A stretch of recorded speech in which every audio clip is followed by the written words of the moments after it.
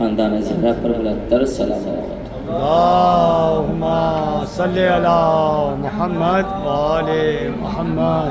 عزیزان گرامی، عظیم مقام مقدس پر بیٹھے ہوئے ہیں سردار مولا عباس علیہ السلام میں آج ہماری الوداعی مجلس، الوداعی زیارت، الوداعی پرسداری، بہرحال دامن وقت میں گنجائش نہیں ہے، بہت ساری چیزیں آج دل چاہا آپ کے سامنے بیان کرتا، لیکن ہم لوگ یہی کہتے ہیں یا دامن وقت کی سوچیں اتنی تیز بڑھ جاتی ہے، انسان سوچتا رہ جاتا ہے اور وہ آگے بڑھ جاتی ہے۔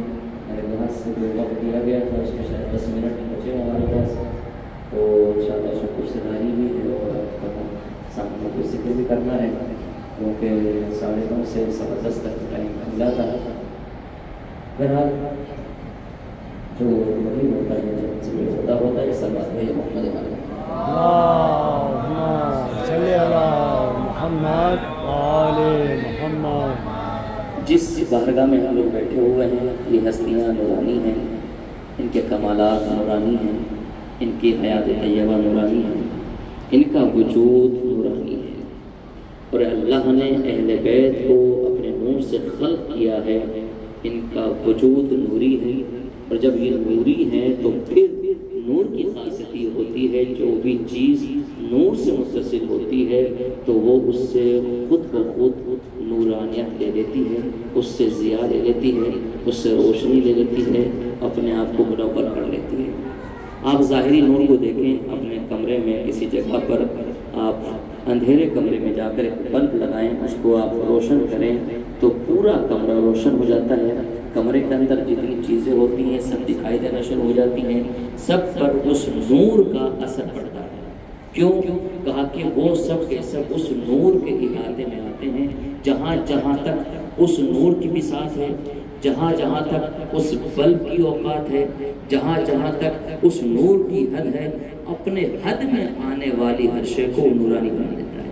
توجہ ہے عزیزان گرامی، آپ منظم محسوس کریں گے اس بات کو، اور آپ بیدار ہیں۔ میں تمہید نہ بناتے ہوئے اپنے اصل منزل تک آ جاتا ہوں، یعنی جب نور مجازی کا یہ ہاتھوں کا بنایا ہوا، انسانوں کے ہاتھوں سے بنائے ہوئے نور کی خاصیت یہ ہے کہ جہاں تک اس کی رینج ہوتی ہے، جہاں تک اس کی حد ہوتی ہے، جہاں تک اس کی بساط ہوتی ہے، جہاں تک اس کے اوقات ہوتی ہے، جو بھی چیز اس میں شامل ہو جاتی ہے اس کو نورانی بنا دیتا ہے، اس کو نورانیت عطا کر دیتا ہے، اس کو ضیاء دے دیتا ہے۔ تو مجھے بتا دیجئے کہ اہل بیت کا نور نور مجازی نہیں ہے، یہ نور حقیقی سے نکلا ہوا وہ نور ہے کہ جس کی کوئی مثال نہیں ہے۔ اب میں آپ سے پوچھنا چاہتا ہوں کہ اہل بیت کی حد کیا ہے؟ اہل بیت کی حد بتا دیجئے، کیا زمین ہے؟ کیا زمین تو ان کے صدقے میں خلق ہوئی ہے؟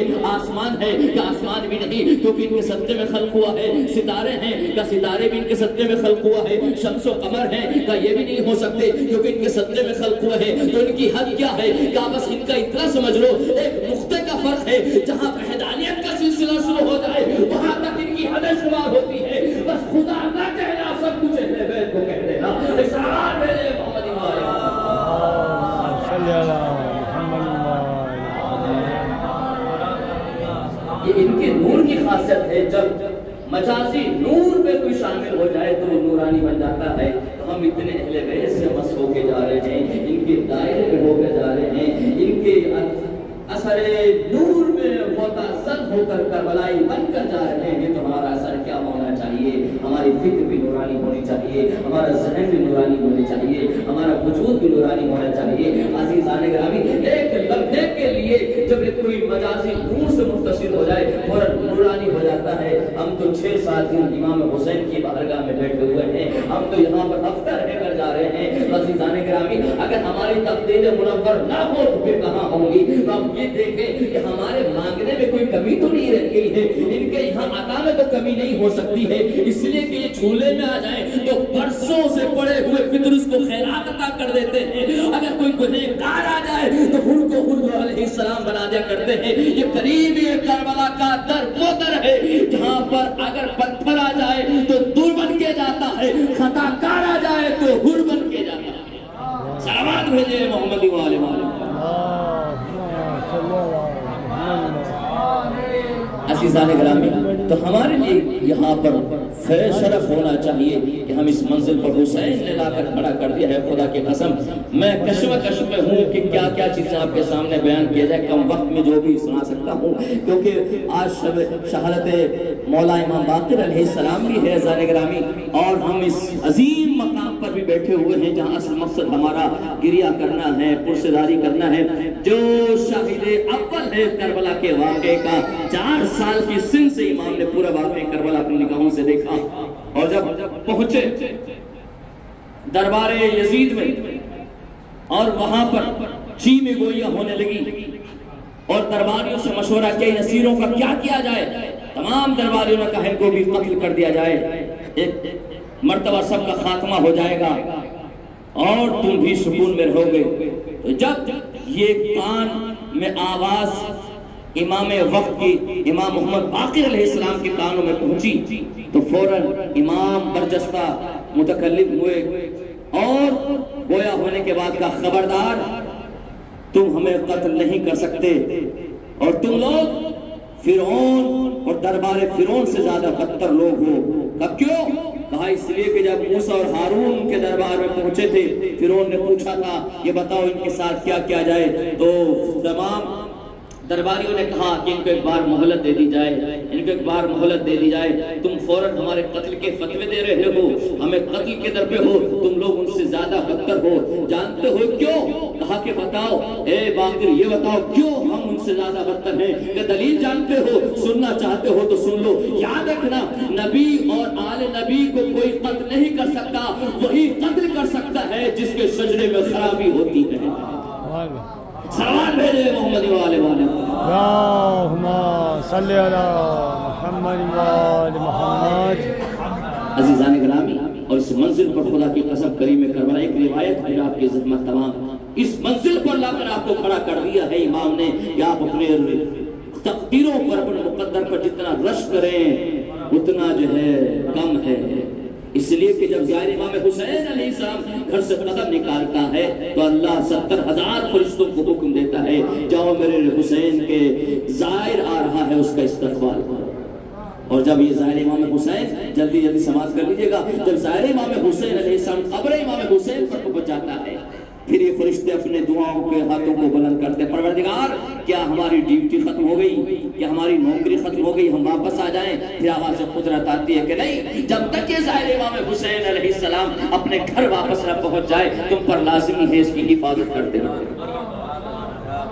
عزیزان گرامی, جب یہ ظاہر امام حسین علیہ السلام اپنے گھر کی دہلیز پر اپنے گھر کی ڈہوڑی پر قدم رکھتا ہے پھر یہ فرشتے اپنے دست دعا کو بلند کرتے ہیں, پروردگار کیا ہماری نوکری ختم ہو گئی, ڈیوٹی ختم ہو گئی, واپس آ جائیں. پھر آواز قدرت آتی ہے کہ نہیں, جب تک یہ ظاہر امام حسین علیہ السلام زندہ ہے تم پر لازمی ہے اس کے گھر کی گداگری کرتے رہو, اس کے گھر کی نوکری کرتے رہو, اس کے گھر کی نوکری کرتے رہو, اس کے گھر کی نوکری کرتے رہو. ابھی بھی آپ خاموش بیٹھے ہوئے ہیں, کائنات میں میں نے کوئی در ایسا نہیں دیکھا جہاں پر فرشتے نوکری کرتے ہوئے نظر آتے ہیں. 2 در ایسے ہیں جہاں فرشتے نوکری کرتے ہیں, ایک کو در اہل بیت کہا جاتا ہے, دوسرے کو در ظاہر امام حسین علیہ السلام.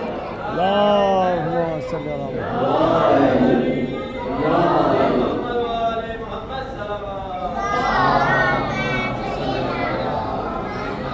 اور جب یہ ظاہر امام حسین اپنے حیات فنا کو الوداع کے حقدار مکان کی طرف پوچھ کر جاتا ہے تو پھر اپنے رستے دعا کو بلند کرتے ہیں, پروردگار کیا ہماری نوکری ختم ہو گئی, ڈیوٹی ختم ہو گئی, واپس آ جائیں. پھر آواز قدرت آتی ہے کہ نہیں, جب تک اس مرنے والے کو روز محشر تک محشور نہ کر دیا جائے تم پر لازمی ہے اس کے قبر پر استغفار پڑھتے رہو, اس کے لیے صلوات پڑھتے رہو, اس کے لیے استغفار پڑھتے رہو, اس کے لیے صلوات پڑھتے رہو. عزیزان گرامی, آپ نے محسوس کیا حسین نے آپ کو کس منزل پر لا کر کھڑا کر دیا ہے. خدا کی قسم جتنا شکر ادا کیا جائے اتنا کم ہے. ہم چلے تھے حسین کے غلام بننے کے لیے, ہم چلے تھے حسین کا نوکر بننے کے لیے. حسین نے وہ مولائیت اور وہ آقائیت عطا کر دی ہے. دنیا تو دنیا والے اور آسمان پر رہنے والے فرشتوں کو آپ کا نوکر بنا دیا ہے. ارشاد میرے ہونے والا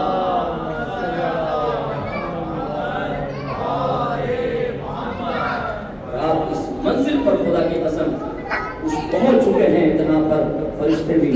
بس بہت ساری روایتیں ذہن میں آ رہی ہیں لیکن دامن وقت میں گنجائش نہیں کہ کب جو ہے وہ دستک الباب ہو جائے اور پھر ہمیں یہاں سے نکلنا پڑ جائے۔ عزیزان گرامی، امام حسین علیہ السلام جب زائر امام حسین کے روزے کو مسجد کے دروازے پہنچتا ہے، کہتے ہیں وہاں کہنا چاہیے انا للہ و انا الیہ راجعون، اور پھر ایک فرشتہ آسمان سے نازل ہوتا ہے وہ بشارت دیتا ہے جاؤ اللہ نے تمہارے تمام گناہوں کو بخش دیا ہے، اب تم اپنی نئی زندگی کا آغاز کرو۔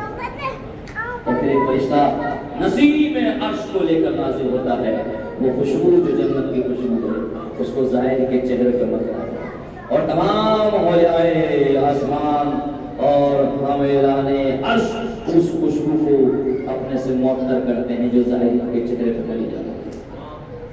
آپ نے محسوس کیا ہے آنکھوں سے نہ دیکھیں، بصیرت کی نگاہ سے دلوں کی آنکھوں سے دیکھیں تو آپ ایک پڑھتے نظر آئیں گے کہ ہم کن انبیاؤں کے صفوں میں چل رہے ہیں، کن ملائکہ کے صفوں میں بیٹھے ہوئے ہیں۔ عزیزان گرامی، اس دیوار کی کچھ دوری پر مولا عباس علیہ السلام کی اصل قبر پر آپ اس لیول پر اس جگہ پر ہیں جہاں پر قبر مولا عباس علیہ السلام، وہ غازی کہ جس پر مسلسل ظلم و ستم کے پہاڑ ہو رہے ہیں، ہر شہید پر ظلم ڈھایا گیا، آج مولا کو ان کا پرسہ پیش کریں، ان کی بھتیجی کا سکینہ کا پرسہ پیش کریں کہ جو بچی تا حیات اپنے چچا کو بلاتی رہی، جب بھی فوراً آواز دیتی کہ چچا میری مدد کو آؤ، چچا جان میری مدد کو آؤ۔ ارباب اعزاز، تاریخ کے جملے ہیں، جب مولا عباس شہید ہوئے نا اور ملونوں نے مولا عباس علیہ السلام کی لاشیں پر نیزے مارنا شروع کیے اور اتنے وار کیے ہیں غازی کے لاشیں پر، تاریخ کہتی ہے کہ عباس کا لاشا ٹکڑوں میں تقسیم ہوا۔ اللہ اکبر۔ اس کے بعد ملونوں نے سروں کو کاٹنا شروع کیا، سروں کو کاٹنے کے بعد نوک کے نیزہ پر بلند کیا۔ غازی کی نگاہیں دیکھ رہی ہیں، جناب زینب کہتی ہے میرے بھائی کے غم میں گھٹ گھٹ کے نہ رویا کرو، میرے بھائی کے غم میں ایسے رویا کرو جیسے ایک ضعیف ماں اپنے جوان بیٹے کے لاشے کو روتی ہے، دہاڑے مار مار کے رویا کرو، بلند آواز سے گریا کیا، اس لیے کہ ہماری دادی فاطمہ زہرا بلند آواز سے روتی ہے۔ اللہ اکبر۔ ارباب اعزاز، جب سروں کو کاٹ لیا گیا، نوک کے نیزہ پر بلند ہو گئے، ایک مرتبہ عباس کا سر ہے جسے سمر ملون چھوتا ہے تو عباس کی آنکھیں بند ہو جاتی ہیں۔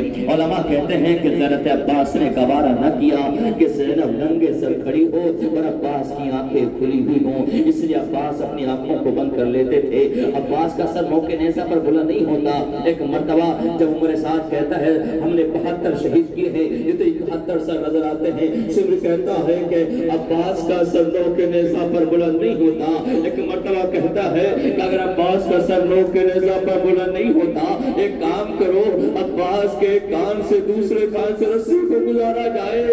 ارباب اعظم سمجھے سب کے سر نوک کے نیزہ پر تھے، عباس کا سر گھوڑے کی گردن میں بندھا ہوا تھا، یہ تو کسی رومال میں باندھا گیا، یہ رسی گزار کر عباس کے سر کو گھوڑے کی گردن میں باندھا گیا۔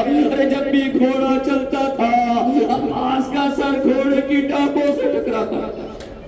اجرکم اللہ، آوازیں گریا بلند ہو گئی، خدا کو کسی غم میں نہ رلائے سوائے مظلوم کربلا کے۔ جب یہ کٹے ہوئے سر ارباب عذاب جب وہاں پہنچے نا بازار شام میں، اور وہاں پہنچنے کے بعد علی اکبر کے سر کو دیکھنے کے بعد ایک خاتون آگے بڑھی اور سر کے نیچے آ کر کہتی کاش اس بچے کے سر کٹتے وقت، ارے مرتے وقت اس کی ماں زندہ نہ ہو، یہ چاند سا چہرہ، یہ چاند سا گلا کس نے کاٹا؟ لیلا آگے بڑھی، افسوس تو اسی بات کا ہے، ارے میرا قبر مر گیا، ماں زندہ رہی۔ اللہ اکبر. جب در ارباب عذاب ملعون قید خانے میں اہل حرم کو رکھ دیا گیا, رات کی تاریکی میں ایک مرتبہ جناب سکینہ اٹھتی ہے. ایک جملہ آخری روایت اور آپ کی زحمت تمام جناب سید سجاد کے پاس آتی ہے. بیٹھ بھیا سجاد یہ بتاؤ پیاس کی آخری حد کیا ہوتی ہے؟ کہا اے سکینہ جب پیاس شدت کی لگی ہو تو ہونٹ سوکھنا شروع ہو جاتے ہیں. بھیا اگر پیاس اور زیادہ لگی ہو کہا حلق میں کانٹے پڑنا شروع ہو جاتے ہیں. اے بھیا اگر پیاس اور زیادہ لگی ہو تو ایک مرتبہ جناب سید سجاد کہتے ہیں کہ گوشت ہڈیاں چھوڑنا شروع کر دیتا ہے. کہ بھیا اگر اور پیاس زیادہ لگی ہو تو کیا ہوتا ہے؟ کہ سکینہ بس سن لو جب پیاس اپنی آخری منزل پر پہنچتی ہے تو ہڈیاں چٹکنا شروع ہو جاتی ہے. یہ سننا تھا. سکینہ نے سر کو جھکایا. اے بھیا کل سے میری ہڈیاں چٹک رہی ہے. اجرکم اللہ. اور قیامت ٹوٹ گئی سکینہ پر. ایک مرتبہ اور سوئی ہے, بابا کو خواب میں دیکھا, بچی تڑپ گئی. کہا کیا ہوا؟ ابھی بابا آئے تھے اور ایک مرتبہ خادم نے سنا اور دوڑ کر حسین کے سر کو لایا. کٹا ہوا سر اور تشت میں رکھ دیا گیا. صاحبان اولاد ہے نا, بچوں کو بہلانے کے لیے کھلونے پیش کیے جاتے ہیں, کٹے ہوئے سر نہیں دیے جاتے. اے سکینہ نے بابا کا کٹا ہوا سر دیکھا, فوراً تڑپ گئی. رخسار کو رخسار پر رکھ دیا. بابا بڑے تماچے مارے گئے, بابا بڑے تازیانے مارے گئے. اللہ اکبر. سکینہ بین کر رہی تھی. ارے کچھ ایک ہچکی لی. کچھ لمحے بعد سکینہ کی آواز خاموش ہو گئی. ارے جناب سید سجاد دوڑے, شانے کو ہلایا. کیا دیکھا کہ سکینہ اس دنیا میں نہ رہی. ایک مرتبہ سکینہ کو آغوش میں اٹھایا. ارباب اعضا غسل دیا گیا. اب چاہتے ہیں ارباب اعضا ایک قبر کو کھودا گیا. چھوٹی سی قبر کے پاس لا کر سید سجاد نے ہاتھوں کو آگے بڑھایا. ایک مرتبہ کا بابا سید سجاد سے جھکا نہ جائے گا. بابا اپنی امانت کو لے لیجئے. ارے زخمی ہاتھ قبر سے برآمد ہوئے. بیٹا لاؤ میری امانت کو میرے حوالے کر دو. علماء کہتے ہیں جب قبر کو بند کیا گیا, تعویذ قبر کو بند کرنے کے بعد ایک مرتبہ سید سجاد نے ارے اپنے منہ کو قبر کے قریب کر کے جملہ کہا. اے بابا سکینہ کو بڑے تماچے مارے گئے ہیں. بابا بڑے تازیانے مارے گئے ہیں. عجب نہیں آواز آئی ہو. اے بیٹا اب سکینہ میرے پاس ہے. سکینہ مجھے اپنی فریاد سنا رہی ہے. ارے جب تازیانے اس کو لگتے تھے تم اپنی کمر کو اس کے سامنے کر دیا کرتے. اس کے گوشوارے, اس کے رخسار نیلے.